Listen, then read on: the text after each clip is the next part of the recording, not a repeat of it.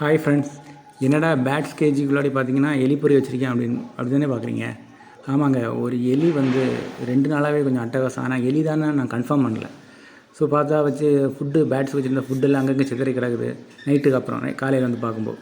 So அப்புறம் பார்த்திங்கன்னா plastic டப்பாவில் தான் வந்து பார்த்திங்கன்னா நான் வந்து ஃபுட்டு வச்சுருப்பேன். அந்த டப்பாவை வந்து ஸ்க்ராட்ச் பண்ணியிருக்கு, ட்ரை பண்ணியிருக்கு ஓட்டை போடுறதுக்கு. இந்த மாதிரி 2 நாளாகவே இது நடந்துட்டு இருந்துச்சு. சரி, ஓகே, டவுட் பர்பஸில் என்ன பண்ணேன், ஒரு பொறி வச்சுட்டேன்.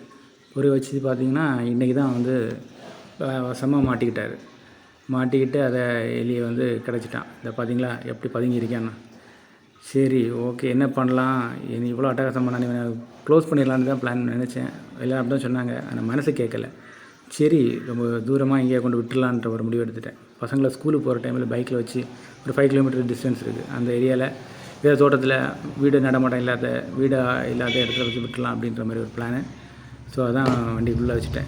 அந்த எலிப்பொறியோடு வச்சு வண்டிக்குள்ளே வச்சுட்டு பசங்களை ஸ்கூலுக்கு கூட்டிகிட்டு போகிற டைமில் ஸோ எப்படியும் 5 கிலோமீட்டர் டிஸ்டன்ஸ் இருக்கு இல்லையா, அந்த ஏரியாவில் வந்து வீடு இல்லாத ஏரியா பார்த்து ஒரு தோட்டத்தில் அப்படியே விட்டுடலாம் அப்படின்ற மாதிரி பிளானில் தான் வண்டி எடுத்து கிளம்பிட்டேன். சரி, ஓகேன்னு சொல்லிட்டு வந்துட்டேன். வந்து ஒரு தோட்டத்தை பார்த்தேன், கரெக்டாக வீடு பக்கத்தில் இல்லை. அதை வந்து ஓப்பன் பண்ணி ஃப்ரீயாக ஓடிடுன்னு சொல்லிட்டு விட்டேன். திசைக்கு வந்துடாதுன்னு ஓடிட்டாங்க. நம்ம ரிட்டுவும் ரோயும் கூட ஓடிந்தாங்க. 2 பேரும் அதுக்கு டாட்டாச்சு பாய் சொல்லி அனுப்பி வைட்டாங்க. தேங்க்யூ.